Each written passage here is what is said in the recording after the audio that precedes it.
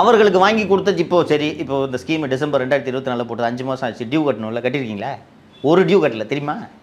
ஒரு டியூ கூட கட்டல. ஆரம்பிச்சு ஒரு நாள் ஆயிடுச்சு. 5-6 மாதம் ஆகும். இது இந்த எந்த லோனும் திரும்பி வராது. இது தேசியமயமாக்கப்பட்ட வங்கிகளை ஃப்ராடுத்தனம் பண்ணுற வேலை இது. சரி, நீங்கள் இப்போ இந்த புறங்கை எனக்குன்னு சொல்கிறீங்க, உனக்கு தெரிஞ்சவனுக்கு வாங்கி கொடுக்குற அந்த அந்த மொத்த பயனையும் அடையக்கூடிய அந்த ஜென்கிரீன் லாஜிஸ்டிக்ஸ் நிறுவனத்தில் உங்கள் அண்ணன் பையனை ஏன் டைரக்டராக இருக்கிறீங்க?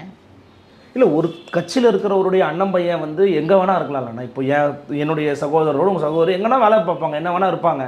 அது ஒரு மியூச்சுவலாக வர்றது தானே. அது நீங்கள் முன்னெடுக்கும் திட்டத்திற்காக தொடங்கப்படும் நிறுவனத்தில் உங்கள் அண்ணன் மகன் இயக்குநராக இருப்பது மியூச்சுவலாக வர்றதா? பெனிஃபிஷரிஸ் ஒரு 4 பேரை சேர்த்துக்கிறதுல எனக்கு ஒன்றும் அப்ஜெக்ஷன் இல்லை. இல்லை, கோஇன்சிடென்ஸாக பார்க்க முடியாதுன்னு கேட்குறேன். கோஇன்சிடென்ஸாக இதை பார்க்கக்கூடாதுன்றேன். இது கோஇன்சிடென்ஸே கிடையாது. ஓகே, அண்ணன் மகன்ன்றது பேருப்பா. இவர் இருக்க முடியாதுல்ல டைரக்டரா? சரி, அந்த நிறுவனம் பதிவு செய்யப்பட்ட முகவரி எது? 16 சின்னையா தெரு, டி நகர். அந்த கட்டிடம் யாருடையது? ஓகே, 30 ஆண்டுகளாக செல்வ பெருந்தகையின் கட்டுப்பாட்டில் இருக்கக்கூடிய கட்டிடம் அது.